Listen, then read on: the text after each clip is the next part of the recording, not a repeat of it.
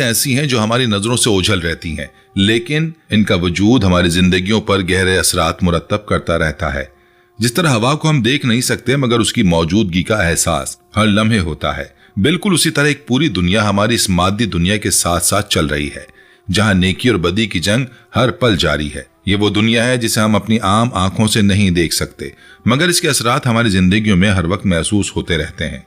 इंसानी तारीख में कुछ लोग ऐसे गुजरे हैं जिन्होंने इस पोशीदा निजाम के साथ राब्ता कायम करने की कोशिश की और शैतानी ताकतों को इस्तेमाल करते हुए दूसरे इंसानों पर अपना असर जमाने की कोशिश की। इन तमाम शैतानी उलूम में एक इंतहाई खतरनाक और पुरअसरार इल्म का नाम कबाला है। ये महज कोई आम जादू नहीं बल्कि एक मुकम्मल निजाम है जो हजारों साल की तारीख रखता है और आज के दौर में भी अपने मुख्तलिफ रूपों में मौजूद है। कबाला दरअसल कदीम बाबिल का एक शैतानी इल्म है जो खास अलामतों, रमूज और तरीकों के जरिए अंजाम दिया जाता है। इसकी बैरूनी दुनिया इंतहाई रंगीन, दिलकश और पुरकशिश नजर आती है, लेकिन अंदर से ये इंतहाई घिनौनी और तारीक है। कबाला जादू का ताल्लुक शैतानियत और सिफली उलूम से है, जिसमें मुख्तलिफ नशावर चीजों, जादुई अमलियात और हिप्नोटिज्म के जरिए इंसानी जहनों और सोच को कंट्रोल किया जा सकता है। यही वजह है कि कबाला जादू को जादुई दुनिया का सबसे खतरनाक जादू माना जाता है। कबाला जादू की इब्तिदा बाबिल की हजारों साल पुरानी तहजीब से हुई थी।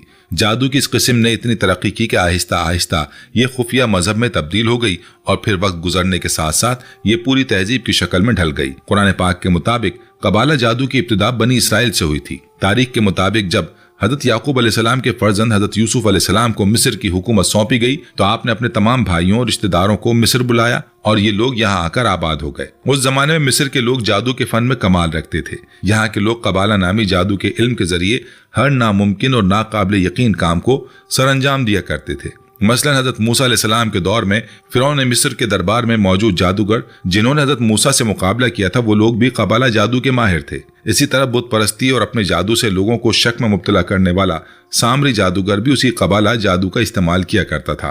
नमरूद और फिरौन के वो दरबारी काहिन और नजूमी जिन्होंने उन्हें ये बताया था कि एक बच्चा ऐसा पैदा होने वाला है जो उनकी सल्तनत के खात्मे का सबब बनेगा, उनकी ये पेशगोइयां भी कबाला जादू के जरिए ही की गई थीं।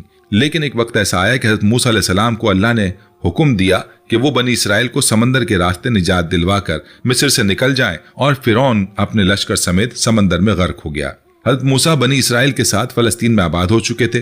चूंकि बनी इसराइल ने मिस्र में कई बरस गुजारे थे और काफी अरसे फिरौन के माहौल में रहे थे, इसलिए उनके अंदर भी गुरूर, तकब्बुर, माहिर जादूगरों का इल्म और दुनिया पर हुक्मरानी के ख्वाब रच बस गए थे। लिहाजा फलस्तीन आकर बनी इसराइल रफ्ता रफ्ता सरकश और नाफरमान बन गए और मिस्री जादूगरों से सीखे गए कबाला अमलियात और जादू को अपने मकासद के लिए इस्तेमाल करने लगे। बनी इसराइल ने जादू में मिस्री जादूगरों से भी ज्यादा महारत हासिल कर ली और उसे अपने दुश्मनों और मुखालिफों को नुकसान पहुंचाने के लिए इस्तेमाल करने लगे। यहाँ तक कि हज़रत सुलेमान अलैहिस्सलाम का दौर आया। अल्लाह ने आपको अजीम शान और शौकत वाली सल्तनत के अलावा जिन्नात पर भी हुकूमत अता फरमाई थी। जब हज़रत सुलेमान अलैहिस्सलाम की वफात हुई तो बनी इसराइल के कबाला जादूगरों ने लोगों को बहकाना और गुमराह करना शुरू कर दिया और उन्हें बताया कि नाउज़ बिल्लाह हज़रत सुलेमान अलैहिस्सलाम के पास कबाला जादू का इल्म था जिसके जरिए वो जिन्नात को अपने काबू में कर लिया करते थे। चुनांचे यहूदी उन जादूगरों की इन बातों में आकर कबाला जादू को रूहानियत के तौर पर सीखने लगे।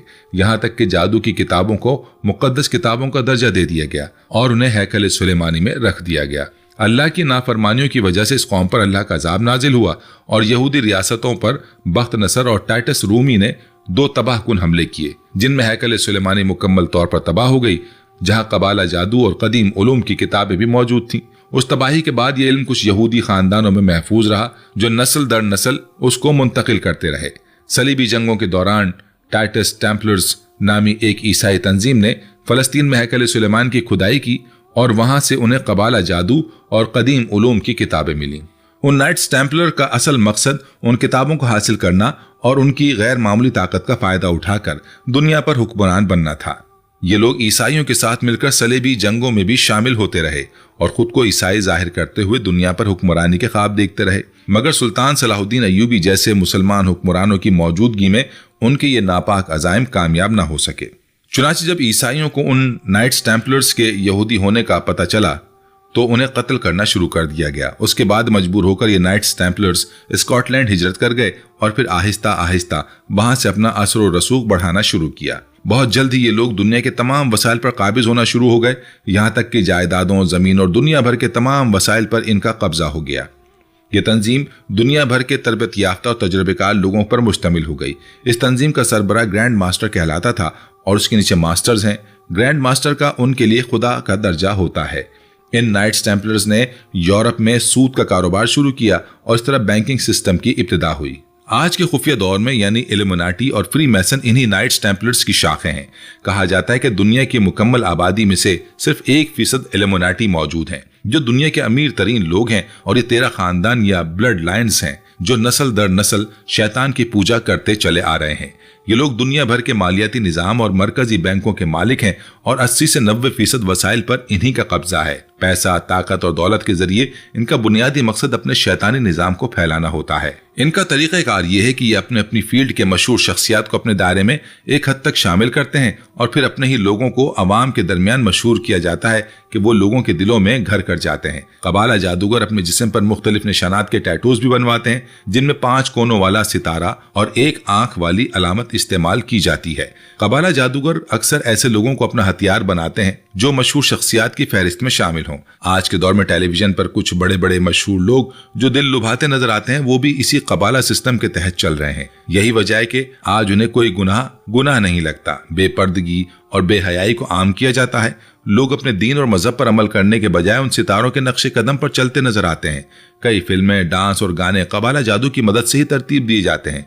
यही वजह है कि जब लोग उन्हें सुनते हैं तो इस कदर महव हो जाते हैं कि उन्हें दुनिया की कोई खबर ही नहीं रहती। मौसीकी के जरिए लोगों के जहनों एक कबाला का सरासर रास्ता बनाया जाता है और लोग बड़ी आसानी से उस जादू का शिकार हो जाते हैं।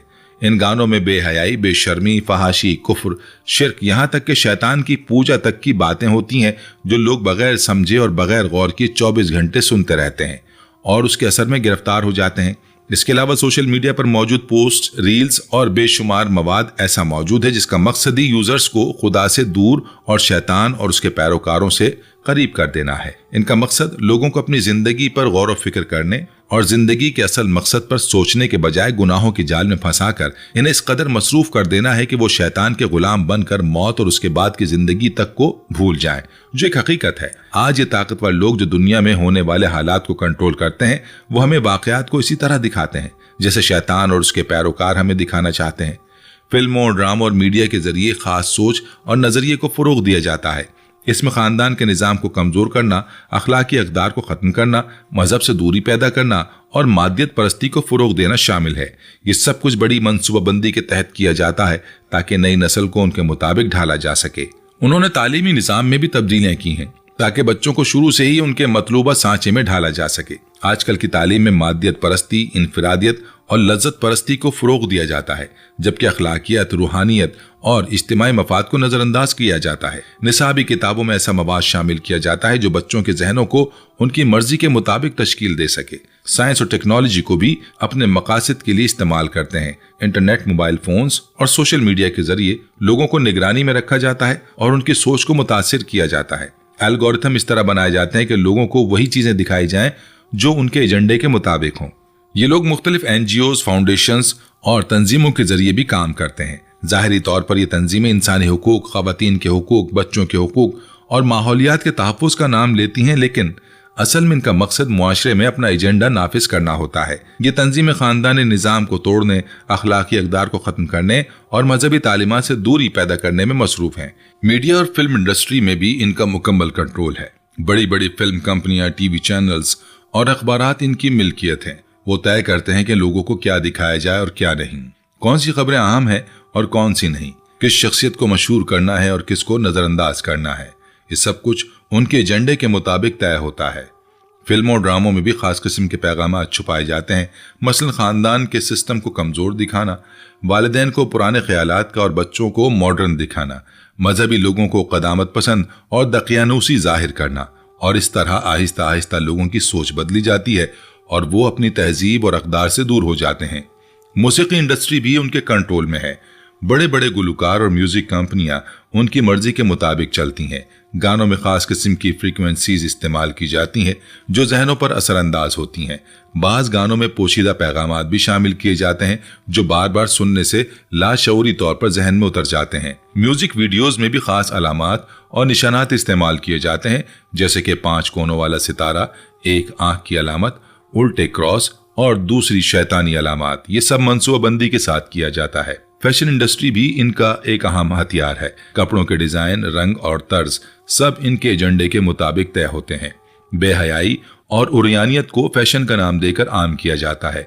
लोग अपनी तहजीब और रिवायात को पुराना समझकर छोड़ देते हैं और मगरबी तर्ज जिंदगी को अपना लेते हैं। खाने पीने की सनत में भी उनका अमल दखल है। बड़ी बड़ी फूड कंपनियां उनकी मिल्कियत हैं। वो तय करते हैं कि लोग क्या खाएं और क्या ना खाएं। बाद अशिया में ऐसे केमिकल्स मिलाए जाते हैं जो सेहत के लिए नुकसानदेह होते हैं, लेकिन उन्हें बाकायदा मंजूरी दी जाती है। दवा साजी की सनत भी इन्हीं के हाथ में है। बीमारियां पैदा की जाती हैं और फिर उनके इलाज के नाम पर करोड़ों रुपए कमाए जाते हैं। वैक्सीन्स के नाम पर खतरनाक केमिकल्स लोगों के जिस्मों में दाखिल किए जाते हैं। कुदरती इलाज की तहकीक को रोका जाता है और मसनूई अद्वियात को फरोग दिया जाता है। सियासत में भी इनका मुकम्मल कंट्रोल है। बड़े बड़े सियासतदान उनके कहने पर चलते हैं। इलेक्शन के नताइज पहले से तयशुदा होते हैं। जो लीडर उनके मफादात के खिलाफ जाता है उसे मुख्तलिफ तरीकों से खत्म कर दिया जाता है। जंगें और तनाज़ात भी उनकी मनसूबाबंदी का हिस्सा होते हैं। वो दोनों तरफ से हथियार फरोख्त करते हैं और मुनाफा कमाते हैं। मजहब के खिलाफ भी उनकी मुहिम जारी है। वो चाहते हैं कि लोग मजहब से दूर हो जाएं और सिर्फ दुनियावी जिंदगी पर तवज्जो दें। इस मकसद के लिए मजहबी लोगों को दहशतगर्द और इंतहा पसंद के तौर पर पेश किया जाता है। मजहबी तालीमात में शुकूक व शुबहात पैदा किए जाते हैं। इल्हाद और लामजहबियत को तरक्की याफ्ता सोच के तर्ज पर पेश किया जाता है। खानदानी निज़ाम को तोड़ने के लिए भी मुख्तलिफ हरबे इस्तेमाल किए जाते हैं। औरतों को घर से बाहर निकालकर मुआशी तौर पर आज़ाद करने का नारा लगाया जाता है ताकि बच्चों की तरबियत मुतासिर हो। वालिदैन और औलाद के दरमियान फासले पैदा किए जाते हैं। शादी के इदारे को कमजोर किया जाता है और नाजायज ताल्लुकात को आम किया जाता है। तालीमी इदारों में बच्चों को वालिदैन की नाफरमानी की तरगीब दी जाती है। उन्हें यह सिखाया जाता है कि वालिदैन के ख्यालात पुराने हैं और उन्हें मानने की जरूरत नहीं। जिनसी तालीम के नाम पर बेहयाई को फरोग दिया जाता है। बच्चों को छोटी उम्र में ही ऐसी बातें सिखाई जाती हैं जो उनकी उम्र के लिए मौजू नहीं होती। इसी तरह उनकी मासूमियत खत्म हो जाती है और उन्हें बिगाड़ा जाता है। टेक्नोलॉजी के जरिए भी कंट्रोल बढ़ाया जा रहा है। स्मार्टफोन्स, स्मार्ट टीवी, स्मार्ट घर सब लोगों की निगरानी के आलात हैं। आर्टिफिशियल इंटेलिजेंस के जरिए लोगों के बारे में हर मालूमात इकट्ठी की जा रही है। डिजिटल करेंसी के जरिए लोगों की मुआशी आज़ादी खत्म की जा रही है। हर लेन देन पर भी नजर रखी जा सकेगी और जो शख्स उनकी मर्जी के खिलाफ जाए उसका अकाउंट बंद किया जा सकेगा। खेलों की दुनिया में भी इनका अमल दखल है। बड़े बड़े खिलाड़ियों को अपने एजेंडे के लिए इस्तेमाल किया जाता है। खेलों की तकरीबात में खास अलामात का इस्तेमाल किया जाता है। इफ्तिताही तकरीब में शैतानी रसूमात अदा की जाती हैं जिन्हें तफरीह का नाम दिया जाता है। ये सब कुछ आहिस्ता आहिस्ता लोगों को आदी बनाने के लिए किया जाता है ताकि वो उन चीजों को आम समझने लगें। उनका हतमी मकसद न्यू वर्ल्ड ऑर्डर यानी नई आलमी तरतीब कायम करना है। इसमें एक आलमी हुकूमत होगी, एक आलमी करेंसी होगी, एक आलमी मजहब होगा और सब कुछ उनके कंट्रोल में होगा। लोग उनके गुलाम होंगे और उनकी मर्जी के बगैर कुछ नहीं कर सकेंगे। ये सब कुछ आहिस्ता आहिस्ता किया जा रहा है ताकि लोगों को पता ना चले। लेकिन आज हाल ये है कि खुद मुसलमान दुनिया परस्त बनकर कुरान और हदीस से दूर हो चुके हैं, जबकि शैतान की हर शर और चाल का हाल कुरान और हदीस में मौजूद है। अल्लाह ताला ने कुरान मजीद में वाज़ेह तौर पर बता दिया है कि शैतान इंसान का खुला दुश्मन है और वह हर तरह से इंसानों को गुमराह करने की कोशिश करता है। नबी अलैहिस्सलातु वस्सलाम ने भी क़यामत से पहले आने वाले फितनों के बारे में तफसील से बताया है। दज्जाल का फितना, याजूज माजूज का फितना और दूसरे बहुत से फितनों की निशानियां बयान की गई हैं। लेकिन अफसोस के मुसलमान इन तालीमात से गाफिल हो चुके हैं। वो दुनिया की चमक दमक में ऐसे खो गए हैं कि उन्हें अपना असल मकसद ही याद नहीं रहा। आज के दौर में उलमा की जिम्मेदारी बनती है कि वो लोगों को इन खतरात से आगाह करें और उन्हें बताएं कि किस तरह ये फितने फैलाए जा रहे हैं। वालिदैन की जिम्मेदारी है कि वो अपने बच्चों की सही तरबियत करें और उन्हें दीन की तालीमात से आगाह करें। हर मुसलमान की जिम्मेदारी है कि वो कुरान और हदीस का मुतालिया करे और उन पर अमल करे। मीडिया और सोशल मीडिया के इस्तेमाल में एहतियात बरते। अपने बच्चों को उन चीजों से महफूज रखे जो उन्हें गुमराह कर सकती हैं। अपनी तहजीब और रिवायात को महफूज रखिए और मगरबी तहजीब की अंधी तकलीद से बचें। नमाज, रोजा, ज़कात और हज जैसे बुनियादी अरकान पर अमल करें। कुरान की तिलावत करें और उसके मानी को समझें। अल्लाह से ताल्लुक मजबूत करें और उससे मदद मांगें। सालेह सोहबत इख्तियार करें और बुरे लोगों से दूर रहें। अपने आमाल का मुहासबा करें और तौबा करें। अल्लाह ताला ने वादा फरमाया है कि जो उसकी तरफ रुजू करेगा वो उसे राह दिखाएगा, लेकिन हर बातिल को एक दिन जवाल जरूर है। बहुत जल्द ये तमाम फितने अपने इख्तिताम को पहुंचने वाले हैं। जब हजरत ईसा अलैहिस्सलाम आसमान से नाजिल होंगे तो दज्जाल को कत्ल करेंगे। हजरत मेहदी की क़यादत में मुसलमान दोबारा गालिब आएंगे। याजूज माजूज को तबाह किया जाएगा। हक की फतह होगी और बातिल को शिकस्त होगी। लेकिन इससे पहले बहुत बड़े बड़े फितने आएंगे और बहुत आजमाइशें होंगी। जो शख्स अपने ईमान को महफूज रखेगा और सिरात मुस्तकीम पर कायम रहेगा वही कामयाब होगा। अल्लाह ताला ने कुरान में फरमाया है कि शैतान तुम्हें डराता है और बुरी बातों का हुक्म देता है, लेकिन अल्लाह के नेक बंदों पर शैतान का कोई इख्तियार नहीं। जो लोग अल्लाह पर तवक्कल करते हैं और उसकी हिफाजत में रहते हैं, शैतान उनका कुछ नहीं बिगाड़ सकता। ये दुनिया की इम्तहान गाह है और हर शख्स को आजमाया जा रहा है। कुछ लोग दौलत से आजमाए जाते हैं, कुछ गुर्बत से, कुछ शोहरत से, कुछ बीमारी से। ये आजमाइशें हमें अल्लाह के करीब लाने के लिए हैं। जो शख्स सब्र करे और अल्लाह की रजा के लिए जिंदगी गुजारे वो कामयाब है। हकीकी कामयाबी दुनिया की कामयाबी नहीं बल्कि आखिरत की कामयाबी है। दुनिया की ये जिंदगी चंद दिन की है, लेकिन आखिरत की जिंदगी हमेशा की है। लिहाजा में इस दुनिया में इस तरह रहना चाहिए कि आखिरत में हम कामयाब हों। शैतान और उसके पैरोकारों के तमाम मकरो फरेब से बचने का रास्ता सिर्फ एक है, और वो है अल्लाह और उसके रसूल की तालीमात पर मजबूती से अमल करना। कुरान मजीद में अल्लाह ताला ने फरमाया है कि जो लोग सुबह शाम अपने रब की इबादत करते हैं और उसकी रजा चाहते हैं, उनसे बेहतर कौन हो सकता है। नमाज, रोजा, हज, ज़कात, ये सब अल्लाह से ताल्लुक को मजबूत करने के जराए हैं। कुरान की तिलावत इंसान के दिल को सुकून देती है और शैतान के वसवसों से महफूज रखती है। जिक्र व अज़कार से दिल को तमानियत मिलती है। नबी अलैहिस्सलातु वस्सलाम ने बहुत सी दुआएं सिखाई हैं जो हर किस्म के शर से महफूज रखती हैं। आयतुल कुर्सी, सूरह इखलास, सूरह फलक और सूरह नास जैसी सूरतें बाकायदगी से पढ़ने से हर किस्म के जादू और शैतानी असरात से हिफाजत होती है। सुबह शाम के अज़कार का एहतमाम करना चाहिए। घर में कुरान की तिलावत होनी चाहिए। बच्चों को छोटी उम्र से ही दीनी तालीम देनी चाहिए। उन्हें नमाज, रोजे की आदत डालनी चाहिए। कुरान याद कराना चाहिए। अच्छे अखलाक सिखाने चाहिए। उन्हें बताना चाहिए कि हलाल और हराम क्या है। मीडिया और इंटरनेट के इस्तेमाल में एहतियात बहुत जरूरी है। बच्चों को बेक़ैद आज़ादी नहीं देनी चाहिए। इनकी निगरानी करनी चाहिए कि वो क्या देख रहे हैं और क्या सुन रहे हैं। घर में इस्लामी माहौल होना चाहिए। नेक सोहबत का एहतमाम करना चाहिए। बुरी सोहबत से बचना चाहिए। वालिदैन को चाहिए कि वो खुद भी नमूना बने। अगर वो खुद नमाज नहीं पढ़ेंगे तो बच्चे कैसे पढ़ेंगे। अगर घर में टीवी पर गैर अखलाकी चीजें देखी जाएंगी तो बच्चे भी वही सीखेंगे। खानदान के निज़ाम को मजबूत रखना बहुत जरूरी है। वालिदैन और औलाद के दरमियान मोहब्बत और एहतराम का रिश्ता होना चाहिए। शौहर और बीवी के दरमियान ताल्लुक मजबूत होना चाहिए। रिश्तेदारों से सिला रहमी करनी चाहिए। पड़ोसियों के साथ अच्छा सलूक करना चाहिए। मुआशरे में अच्छे अखलाक फैलाने चाहिए। अमर बिल मारूफ व नही अनिल मुनकर का फरीजा अदा करना चाहिए। जहां बुराई देखें उसे रोकने की कोशिश करनी चाहिए। अपनी हद तक नेकी का हुक्म देना चाहिए। दीन की तबलीग करनी चाहिए। लोगों को इस्लाम की तरफ बुलाना चाहिए। इस्लामी तालीमात को आम करना चाहिए। दीनी इल्म हासिल करना और दूसरों को सिखाना सवाब का काम है। मसाजिद में बाकायदगी से जाना चाहिए। जुमे की नमाज का खास एहतमाम करना चाहिए। रमज़ान का महीना गनीमत समझकर ज्यादा से ज्यादा इबादत करनी चाहिए। हज अगर इस्तिताअत हो तो जरूर अदा करना चाहिए। ज़कात और सदक़ात का एहतमाम करना चाहिए। गरीबों और मसाकीन की मदद करनी चाहिए। बेवाओं और यतीमों का ख्याल रखना चाहिए। मुसलमान भाइयों की ज़रूरत के वक्त उनका साथ देना चाहिए। उम्मत मुस्लिमा की खिदमत करनी चाहिए। दीन की सरबुलंदी के लिए कोशिश करनी चाहिए। ये सब चीज़ें करने से इंसान शैतान के मकरो फरेब से महफूज रहता है। अल्लाह उसकी हिफाजत फरमाता है। फरिश्ते उसके मुहाफिज बन जाते हैं। जिन और शयातीन उसका कुछ नहीं बिगाड़ सकते। दुनिया और आखिरत में कामयाबी नसीब होती है। उलमा को चाहिए कि वो लोगों को आगाह करें और सही रास्ता दिखाएं। वालिदैन को चाहिए कि वो अपने बच्चों की सही तरबियत करें। असातिज़ा को चाहिए कि वो तलबा को सही तालीम दें। मीडिया में काम करने वालों को चाहिए कि वो सही चीज़ें पेश करें। ताजिरों को चाहिए कि वो हलाल कारोबार करें। डॉक्टर्स को चाहिए कि वो मरीजों की सही खिदमत करें। वकला को चाहिए कि वो इंसाफ के तरफदार हों। हर शख्स अपनी अपनी जगह पर दीन की खिदमत कर सकता है। इल्म में तरक्की करनी चाहिए। साइंस और टेक्नोलॉजी में आगे बढ़ना चाहिए। मईशत को मजबूत करना चाहिए। लेकिन ये सब कुछ करते हुए दीन को नहीं भूलना चाहिए। दुनिया की तरक्की के साथ साथ दीन पर भी अमल करना, ये दोनों चीज़ें साथ साथ चल सकती हैं। इस्लाम ने कभी इल्म से मना नहीं किया, बल्कि इल्म हासिल करने की तरगीब दी है। लेकिन ये इल्म अल्लाह की बंदगी और इताअत के साथ होना चाहिए, न कि अल्लाह से दूरी का सबब बने। आखिर में ये कहना जरूरी है कि ये दुनिया आर्जी है, आखिरत हमेशा की जिंदगी है। हमें इस दुनिया में रहते हुए आखिरत की तैयारी करनी है। हर वो चीज जो हमें अल्लाह से दूर करे उससे बचना चाहिए, और हर वो चीज जो हमें अल्लाह के करीब करे उसे इख्तियार करना है। शैतान और उसकी पैरोकारों के तमाम मंसूबे नाकाम होंगे अगर हम अल्लाह की रस्सी को मजबूती से थाम लें। कुरान और सुन्नत हमारा रास्ता है और अल्लाह की रजा हमारा मकसद। अल्लाह ताला हम सबको सिरात मुस्तकीम पर चलने की तौफीक अता फरमाए और हर किस्म के फितनों से महफूज रखे। आमीन।